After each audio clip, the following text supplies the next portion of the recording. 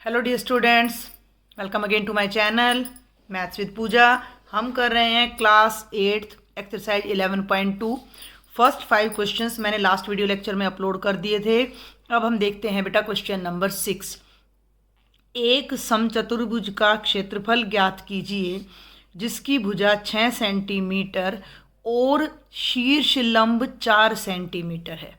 ठीक है, ध्यान देना इस बात पर। और यदि एक विकर्ण की लंबाई 8 सेंटीमीटर है तो दूसरे विकर्ण की लंबाई ज्ञात कीजिए। एक ही प्रश्न में 2 प्रश्न दिए गए हैं। तो सबसे पहले तो मैं यहाँ पर एक समचतुर्भुज बनाती हूँ। अब आप एक बात का ध्यान कीजिए कि जब मैंने आपको समचतुर्भुज के क्षेत्रफल का सूत्र बताया तो हमने बताया था 1/2 गुणा d1 गुणा d2, वे पहला डायगोनल गुणा दूसरा डायगोनल। लेकिन इसमें तो डायगोनल तो दोनों दे नहीं रखे हैं। स्टेटमेंट पर आपने बड़ा ध्यान देना है। एक समचतुर्भुज का क्षेत्रफल ज्ञात करना है जिसकी भुजा 6 है। एक भुजा 6 है तो सम है, तो सारी भुजाएं 6 होंगी और शीर्ष लंब 4 सेंटीमीटर है। तो ये तो आपकी भुजा हो गई 6 सेंटीमीटर और ये आपका ये हो जाता है शीर्ष लंब। अगर इसका नाम है ABCD तो ये DM हमारा यहाँ शीर्ष लंब है, तो इसकी लंबाई 4 सेंटीमीटर है और इसी की सहायता से हमें ये क्षेत्रफल ज्ञात करना है। अब आप एक बात ध्यान करें कि समचतुर्भुज एक समानांतर चतुर्भुज भी होता है और समानांतर चतुर्भुज का क्षेत्रफल हम पहले ही ज्ञात करना सीख चुके हैं कि आधार गुणा संगत ऊंचाई। तो उस नियम की सहायता से हम समचतुर्भुज का क्षेत्रफल पहले ज्ञात करेंगे। तो हम लिखेंगे समचतुर्भुज, हमने नाम दे दिया है ABCD। तो ABCD की भुजा कितनी है? 6 सेंटीमीटर। ठीक है, और समचतुर्भुज का शीर्ष लंब कितना है? 4 सेंटीमीटर। क्योंकि समचतुर्भुज, क्योंकि वैसे लिखने की ज़रूरत है नहीं, फिर भी हम लिख रहे हैं क्योंकि समचतुर्भुज एक समांतर चतुर्भुज भी होता है। ठीक है, तो इसलिए समचतुर्भुज ABCD का क्षेत्रफल, समचतुर्भुज ABCD का क्षेत्रफल क्या हो जाएगा? समानांतर चतुर्भुज के क्षेत्रफल का सूत्र लग जाएगा, यानी कि आधार गुणा संगत ऊंचाई या आधार गुणा शीर्ष लंब। आधार कितना है? AB। संगत ऊंचाई कितनी है? DM। AB कितना है? 6। DM कितना है? 4। 6 चौक 24 वर्ग सेंटीमीटर। ये हमारे समचतुर्भुज का क्षेत्रफल आ जाएगा। ये हमारे प्रश्न का एक भाग होता है। ए नाम दे दिया इसे मैंने। अब देखें ध्यान से दूसरे भाग को। हमसे कहा गया है कि यदि एक विकर्ण की लंबाई 8 सेंटीमीटर है तो दूसरे विकर्ण की लंबाई ज्ञात करें। एक विकर्ण कोई भी ले लिया। अब हमने मान लीजिए AC, मान लीजिए कि AC की लंबाई 8 सेंटीमीटर है। तो हम अब क्या लिखेंगे कि समचतुर्भुज ABCD के विकर्ण AC की लंबाई कितनी है? 8 सेंटीमीटर। दूसरा विकर्ण हमें पता नहीं कितना है, तो दूसरा विकर्ण का नाम ले लेते हैं। क्या है? BD। आप B को D से मिला सकते हो। अब आप एक बात पे ध्यान दो कि ये दूसरा विकर्ण कैसे निकलेगा। बहुत ध्यान से समझना है, बहुत आसान प्रश्न है। इस पूरे समचतुर्भुज का क्षेत्रफल 24 आ रहा है और हम समचतुर्भुज का जो क्षेत्रफल है वो एक और सूत्र से निकालते हैं, D1 गुणा D2 का आधा।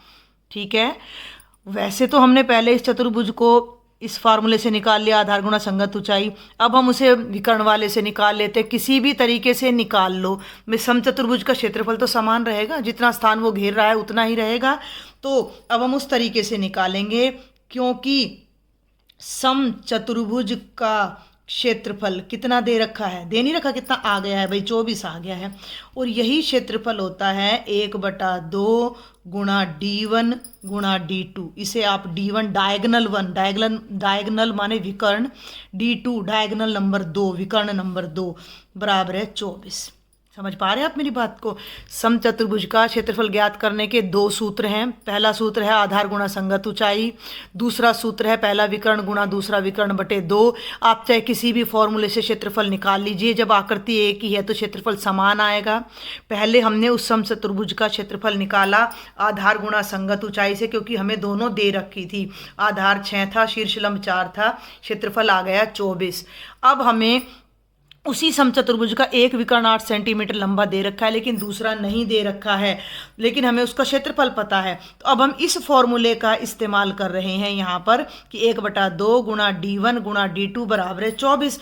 अब इसमें जो जो हमें ज्ञात है, 1/2 d1 का मतलब पहला डायगोनल कितना है 8, और d2 हमें ज्ञात नहीं है, बराबर है 24। सिंपल बीजगणित है, 2 एकम 2, 2 चौके 8, यहाँ बच गया 4। तो 4 गुणा d2 बराबर है 24। d2 का मान अब हमने ज्ञात करना है, तो d2 को यहीं रख लीजिए। 24 4 गुणा में है, राइट साइड में आकर बटे में चला जाएगा। 4 एकम 4, 4 छिक 24, 6 सेंटीमीटर आ जाएगा। तो अब हम यहाँ लिख सकते हैं कि अतः समचतुर्भुज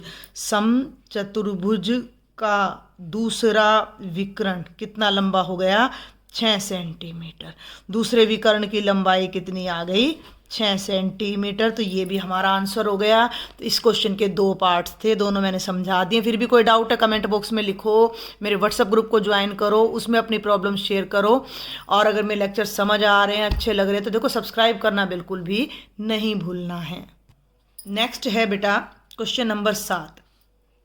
किसी भवन के फर्श में समचतुर्भुज के आकार की 3000 टाइल है। भाई कोई फर्श है, उस पर 3000 टाइलें लगी हुई हैं और हर टाइल का आकार समचतुर्भुज का है। समचतुर्भुज का एक क्वेश्चन अभी अभी मैंने आपको समझाया है। इनमें से प्रत्येक का विकर्ण 45 सेंटीमीटर और 30 सेंटीमीटर लंबाई के हैं। जितनी भी टाइलें सब बराबर हैं, ठीक है। 4 रुपये प्रति वर्ग मीटर की दर से इस फर्श के पॉलिश करने का व्यय ज्ञात कीजिए। ठीक है भाई, बहुत ही आसान सा प्रश्न है, आप समझने की कोशिश करें। मान लीजिए कि ये एक फर्श है, हमें नहीं पता इसकी लंबाई चौड़ाई क्या है, लेकिन इसमें जो टाइलें लगी हुई हैं वो समचतुर्भुज के आकार की हैं। कुछ आप कह सकते हो कि इस तरह की हैं, ये सब समचतुर्भुज हैं। तो मैं एक अलग से एक समचतुर्भुजाकार टाइल अगर यहाँ बनाकर दिखाऊं आपको, तो ये एक समचतुर्भुजाकार टाइल है आपकी, जिसके दोनों विकर्ण आपको दे रखे हैं। एक विकर्ण है आपका 45 सेंटीमीटर और बेटा दूसरा विकर्ण है ये वाला आपका 30 सेंटीमीटर। ठीक है, अब एक बात को समझो कि जब हमें एक टाइल के दोनों विकर्ण पता है तो हम एक टाइल का क्षेत्रफल निकाल लेंगे। ठीक है, अभी अभी निकाला है हमने ऊपर। अब ऐसी इसमें कितनी टाइल्स बिछी हुई हैं, 3000 टाइल्स बिछी हुई हैं।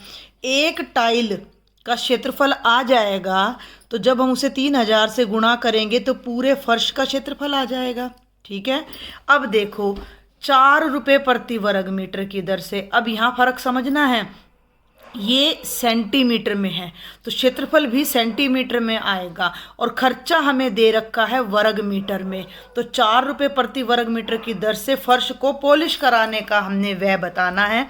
तो जब भी इस तरह का सवाल आता है तो प्रति वर्ग मीटर, सवाल को समझे, यहाँ मैं रफ में समझा रही हूँ, साइड वाले पेज पर अच्छे से कराऊंगी। 4 रुपये प्रति वर्ग मीटर का मतलब है 1 वर्ग मीटर का खर्चा कितना है 4 रुपये। तो इस पूरे फर्श का कितना खर्चा है, तो हमें पहले पूरे फर्श का क्षेत्रफल निकालना है, उसे वर्ग मीटर में बदलना है, फिर उसे 4 से गुणा कर देना है, तो हमारा टोटल खर्चा आ जाएगा। बात समझ आ रही है आपको? चलिए अब हम इसका सॉल्यूशन स्टार्ट करते हैं। ये मैंने एक डायग्राम बना दिया है, यहाँ मैं लिखती हूँ एक समचतुर्भुजाकार, इतना बड़ा नहीं लिखा जाए तो आप लिख दीजिए समचतुर्भुज के आकार की टाइल के विकर्ण। ठीक है, के विकर्ण, तो पहला विकर्ण, ठीक है, पहला विकर्ण जिसे हम नाम दे रहे हैं D1 वो है 45 सेंटीमीटर। दूसरा विकर्ण जिसे हम नाम दे रहे हैं D2 30 सेंटीमीटर। ठीक है, अब जब दोनों विकर्ण पता है तो हम इसका क्षेत्रफल निकाल सकते हैं। तो अभी हम यहाँ लिख देते हैं कि एक टाइल का क्षेत्रफल। हम चतुर्भुजाकार पहले लिख चुके हैं, तो क्या आ जाएगा 1/2 गुणा D1 गुणा D2। तो भाई 1/2 D1 45 है, D2 30 है, 30 2 से कट जाएगा, तो 2 एकम 2, 2 5 10, और 45 ऊपर 15 ऊपर है, तो गुणा कर दीजिए, 15 5 75, 7 और 15 चौकू 60 और 7 67, 675 वर्ग सेंटीमीटर हमारी एक टाइल का क्षेत्रफल आ जाता है। अब फर्श में कितनी टाइल लगी हैं? 3000।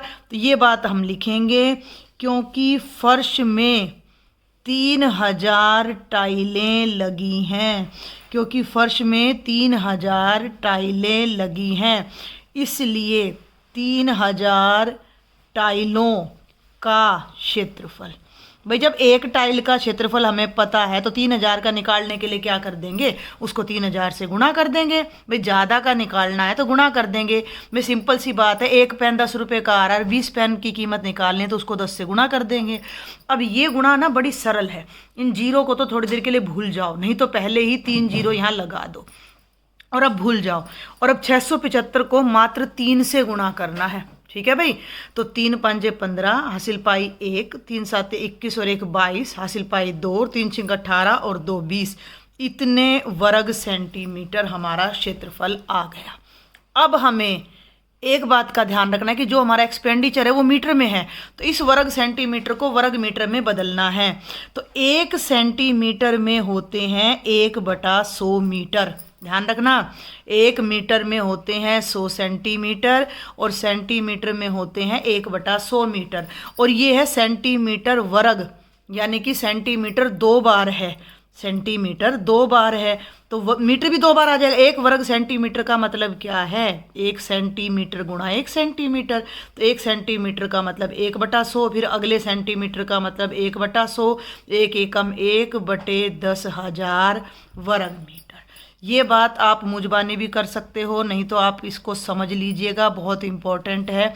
अब ये हमारा क्षेत्रफल आया है, तो इसे हमने पहले वर्ग मीटर में बदलना है। तो यहाँ हम लिख देते हैं कि 3000 टाइलों का क्षेत्रफल, ये था हमारा 202530, 20,25,000। इसको मैंने भाग कर देना है 10,000 से, ठीक है भाई, 10,000 से। तो 3 जीरो से 3 जीरो कट गई और ये बन गया 2025/10 वर्ग मीटर। अब मैं इसको काट नहीं रही हूँ, क्यों नहीं काट रही हूँ, क्योंकि आगे अभी हमें इस सवाल को और हल करना है।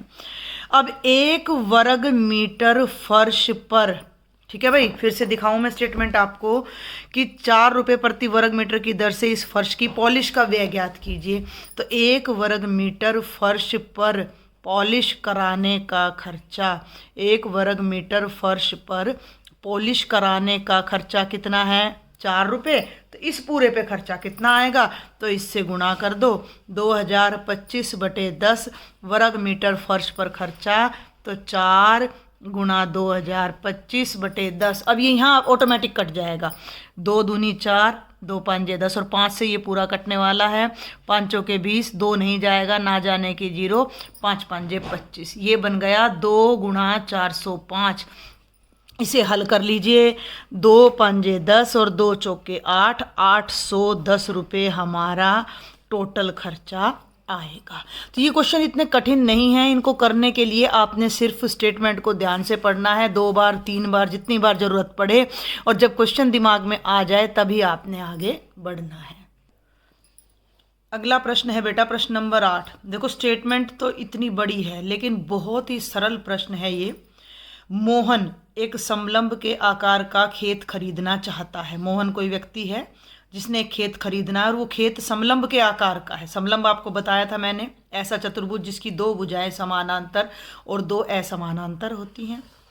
इस खेत की नदी के साथ वाली भुजा सड़क के साथ वाली भुजा के समानांतर है। देखो क्या है कि ये तो सड़क है भैया, ये इधर नदी है और सड़क से लग रहा है वो खेत और नदी तक जा रहा है, और ये दोनों भुजाएं समानांतर हैं और लंबाई में दुगनी है। ध्यान रखना कि ये भुजा अगर x है तो ये वाली भुजा इससे दुगनी है, ठीक है, ये बात ध्यान रखनी है। यदि इस खेत का क्षेत्रफल 10,500 वर्ग मीटर है। क्षेत्रफल दे दिया, अब देख लीजिए, कई बार सवाल बिल्कुल सीधा आ जाता है, दोनों भुजाएं दे दी, ऊंचाई दे दी, क्षेत्रफल ज्ञात करना है। लेकिन अब उल्टा है, भुजाएं नहीं दी, ऊंचाई दे दी, क्षेत्रफल दे दिया, और दो समानांतर भुजाओं के बीच की लंबवत दूरी 100 मीटर है, तो नदी के साथ वाली भुजा की लंबाई ज्ञात करो। ये देखिए सेम डायग्राम मैंने यहाँ बना रखा है, मैं इसको नाम दे देती हूँ ABCD और ये F, ठीक है। तो हम यहाँ ले लेते हैं कि ABCD एक समलंब के आकार का खेत है, एक समलंब के आकार का खेत है।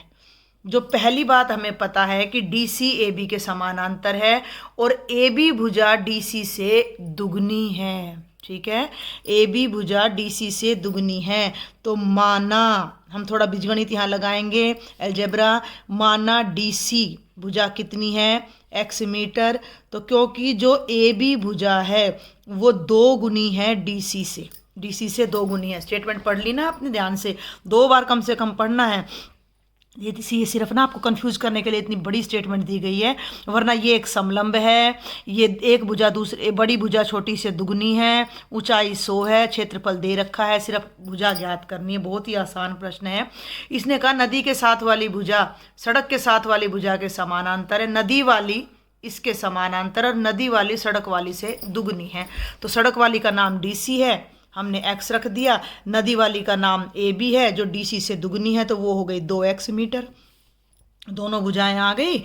अब समलंबाकार खेत की ऊंचाई है, खेत की दोनों मतलब दोनों समानांतर भुजाओं के हम इसको बोलते हैं बीच की दूरी।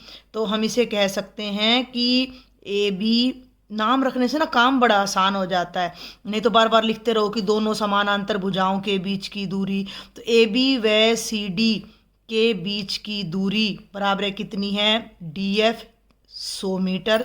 अब यहीं बस हमारा क्वेश्चन शुरू भी हो जाएगा और ख़त्म भी, कि समलंब के आकार के खेत का क्षेत्रफल, समलंब के आकार के खेत का क्षेत्रफल। अब वो क्षेत्रफल हमें कितना दे रखा है, 10,500 वर्ग मीटर। अब यहाँ इसके नीचे अब मैं क्षेत्रफल का सूत्र लगाने जा रही हूँ, 1/2 समांतर भुजाओं का योग, ठीक है, 1/2 समांतर भुजाओं का योग और गुणा उनके बीच की दूरी बराबर है कितनी है, 10,500। 1/2, ध्यान से देखेंगे भाई, समांतर भुजाएं कौन सी हैं, AB जमा CD, दूरी कितनी है DF, और कितना हो गया 10,500। इसमें जो ये समीकरण बन गया, जो वैल्यू आपको ज्ञात है वो रख दीजिए। AB 2x है, CD या DC कह लीजिए x है, दोनों का जोड़ अलग करना है और गुणा में DF कितना है 100 है, बराबर है 10,500। अब ये देखो ये ब्रैकेट अलग है, इसको छेड़ो मत, ये 100 गुणा में है, नीचे जाकर भाग में हो जाएगा, ये 2 बटे में है, उधर जाकर गुणा में हो जाएगा, और ये ब्रैकेट यहाँ अकेली रह जाएगी। 2x जमा x बराबर है, देखो भाई 10,500 है, जब भी कोई संख्या बाईं तरफ से दाईं तरफ जाती है तो गुणा में है, तो वो तो हो जाएगी भाग में, और जो भाग में है वो हो जाएगी गुणा में। 2x जमा x, बीजगणित हम कर रहे हैं, कर चुके हैं 9वें चैप्टर में, 3x हो जाएगा, ये 2 0 से 2 0 कट गई, ये आ गया 105 गुणा 2 3। अब हमें x की वैल्यू निकालनी है, जब x की वैल्यू निकलेगी तब इस भुजा की लंबाई आएगी, और जब इसकी लंबाई आएगी तब इसकी आएगी, और हमारा असली प्रश्न यही है कि हमने AB की लंबाई ज्ञात करनी है। तो x बराबर हो जाएगा 105 गुणा 2/3, 3 से 105 कट जाएगा, 3 3 9, 3 5 15, तो यहाँ आ जाएगा बेटा x बराबर है 35 गुणा 2 यानी कि 70 मीटर। x आ गया 70 मीटर। अब हमें क्या निकालना था, प्रश्न पे जरूर ध्यान रखना है कि आखिर हमें करना क्या है। नदी के साथ वाली भुजा की लंबाई ज्ञात कीजिए। तो नदी के साथ, ये नदी है, ये सड़क है, 1 मिनट भाई, ये नदी है, ये सड़क है, तो नदी के साथ जो भुजा है वो AB है, तो हमने AB की लंबाई ज्ञात करनी है। तो अतः नदी के साथ नदी के साथ वाली भुजा की लंबाई बराबर है AB, और वो कितनी है 2x, x कितना है 70, तो 2 गुणा 70 यानी कि 140 मीटर हमारा आंसर आ जाएगा। बड़े ही सरल सवाल है, बस इनको करने का तरीका थोड़ा घुमा दिया गया है, तो आप इनका अभ्यास करें। बाकी के 3 क्वेश्चन और रह गए हैं जिन्हें मैं नेक्स्ट लेक्चर में कवर करूँगी। Thank you students.